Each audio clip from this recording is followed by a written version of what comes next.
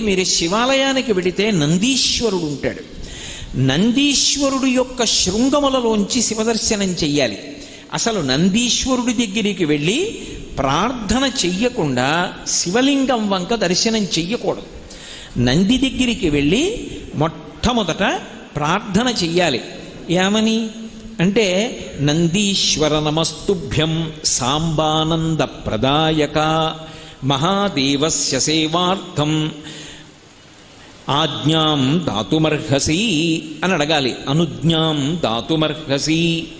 నందీశ్వర నమస్తుభ్యం. నమస్తుభ్యం అంటే రెండు చేతులు కైమోడ్చి ఇలా శిరసు ఉంచి నమస్కరించాలి.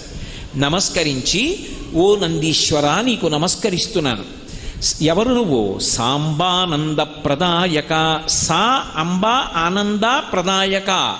అమ్మతో కలిసి ఉన్నటువంటి శివుని యొక్క